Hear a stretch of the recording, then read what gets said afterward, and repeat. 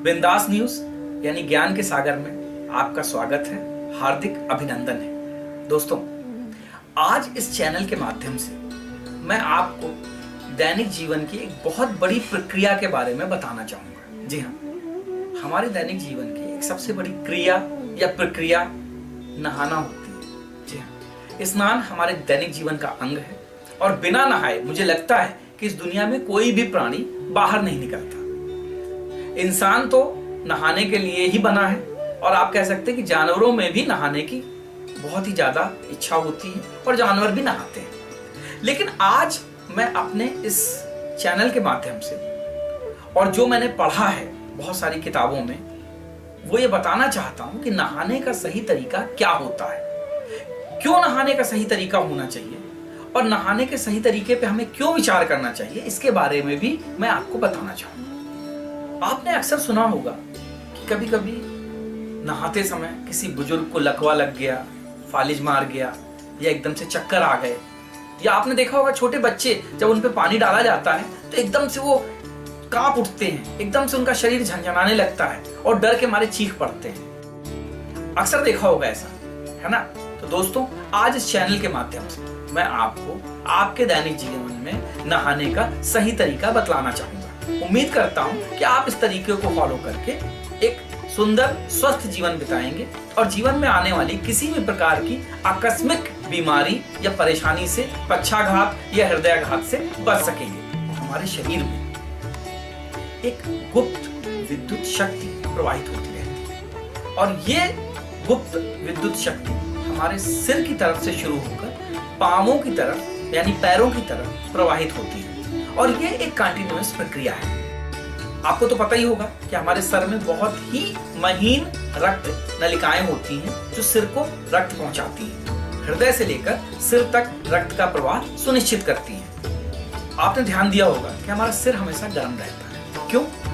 क्योंकि इसी अदृश्य विद्युत शक्ति के चलते हमारा सिर गर्म रहता है और यदि कोई व्यक्ति नहाते समय एकदम से सर पे ठंडा पानी डाल लेता है तो इससे उसके सर की जो रक्त नलिकाएं होती हैं इनमें एकदम से थक्के जमने की संभावनाएं बढ़ जाती हैं और कभी कभी इसी वजह से दिमाग की नसें फट जाती हैं या हार्ट अटैक हो जाता है। तो दोस्तों, पानी एकदम से सिर पे नहीं डालना चाहिए और वो भी ठंडा पानी। इसका एक कारण है, जब आप सर पे ठंडा पानी डालते हैं तो सिर के टेम्परेचर को बराबर रखने के लिए हृदय को आपके सर की तरफ ज्यादा रक्त भेजने की जरूरत महसूस होती है ताकि टेम्परेचर बैलेंस किया जा सके। और जब ऐसा होता है तो एकदम से आकस्मिक ब्लड के सर्कुलेशन की वजह से या तो आपको हार्ट अटैक हो सकता है या फिर हृदयाघात या पक्षाघात की संभावनाएं बढ़ जाती हैं। इसी तरीके से जब बच्चे के सिर पे आप पानी डालते हो तो उसका भी परिसंचरण तंत्र इसी तरीके से उसको सिग्नल देता है और वो बच्चा एकदम से डर के मारे कांपने लगता है। माँ को लगता है कि नहाने से डर रहा है, लेकिन हकीकत ये है कि उस बच्चे के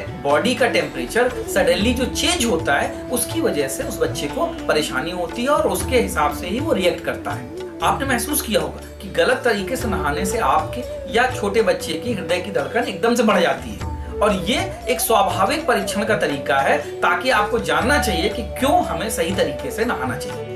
देखिए, सही तरीके से नहाने का तरीका ये है कि जब भी आप बाथरूम में जाएं, पानी सबसे पहले आप अपने पैरों के पंजे पे डालें, फिर धीरे धीरे पानी को ऊपर की तरफ यानी कि पैरों के पंजे से ऊपर होकर पिंडलियों की तरफ, जांघों की तरफ इस तरीके से डालते हुए आगे बढ़ें। फिर पानी लेके अपने पेट पे रगड़ें, कंधे पे रगड़ें और अपने चेहरे पे रगड़ें। इससे क्या होगा कि आपकी बॉडी का जो टेम्परेचर है वो उस पानी के टेम्परेचर के साथ बैलेंस हो जाएगा।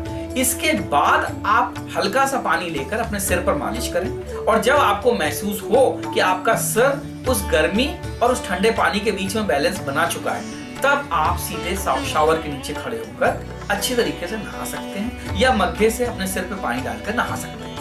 ऐसा करने से आपके शरीर को किसी भी तरीके का नुकसान नहीं होगा, आपके हृदय की धड़कनें सामान्य रहेंगी, किसी भी प्रकार के हार्ट अटैक या पैरालिसिस की संभावना नहीं रहेगी, ना ही किसी प्रकार के ब्रेन स्ट्रोक या डैमेज होने की संभावना रहेगी। दोस्तों, इस प्रक्रिया में मात्र 1 मिनट का ही समय लगता है, लेकिन इस 1 मिनट से आपके जीवन की रक्षा होती है क्योंकि जो आपकी शरीर की गुप्त विद्युत शक्ति है उसका प्रवाह सुचारू रूप से ऊपर से नीचे बना रहता है। क्योंकि आप पानी पहले पैरों पे डालते हैं और फिर धीरे धीरे सिर की तरफ अग्रसर होते हैं। तो वो गुप्त विद्युत प्रवाह जो है, और या ये कह सकते हैं कि आपके बॉडी का टेम्परेचर कहीं से चेंज नहीं होता और आपका शरीर पूरी तरीके से स्वस्थ और निरोगी बना रहता है। अगर आप इस प्रक्रिया से नहाते हैं तो आपने अक्सर देखा होगा कि सही प्रक्रिया से नहाने पर आपको नहाने के बाद एकदम से पेशाब लगती है। वो इसलिए क्योंकि सारे शरीर की गर्मी जो होती है वो पेशाब के रास्ते बाहर आ जाती है और आपका शरीर स्वस्थ और निरोग रहता है। दोस्तों, इस प्रक्रिया से आप चाहे कितनी भी सर्दी हो, आप नहा कर देखिए, आपको कभी भी सर्दी जुकाम बुखार नहीं होगा। और यही कारण था कि हमारे प्राचीन काल में जो ऋषि मुनि थे वो भयंकर से भयंकर सर्दी में ठंडे पानी से ही नहाते थे, क्योंकि वो अपने शरीर का तापमान पानी के तापमान के साथ बैलेंस कर लेते थे। और तभी उनको नहाने में ना तो कभी सर्दी होती थी, न जुकाम होता था, न खांसी होती थी, न बुखार होता था। जबकि आज हम गलत पद्धति से नहाने के कारण सर्दी, खांसी, जुकाम, बुखार, शरीर में दर्द या अन्य न जाने कितनी बीमारियों से ग्रसित रहते हैं और भिन्न भिन्न तरीके से दवाइयां लेकर डॉक्टरों के वहां चक्कर लगाते रहते हैं। लेकिन अगर हम अपने दैनिक जीवन में सही तरीके से नहाने की पद्धति का पालन करें तो इनमें से आधी से ज्यादा बीमारियां आपकी स्वतः गायब हो जाएंगी और आपका जीवन हंसता मुस्कुराता हुआ सुचारू रूप से चलने लगेगा। बस इसी उम्मीद के साथ मैं आपको आज ये नहाने के तरीके के बारे में बता रहा था। उम्मीद करता हूँ कि आपको ये बात पसंद आई होगी, और अगर पसंद आई है तो आप हमारे चैनल को सब्सक्राइब करें, इसको अपने दोस्तों में बताएं और हमारे चैनल का प्रचार प्रसार करें। धन्यवाद।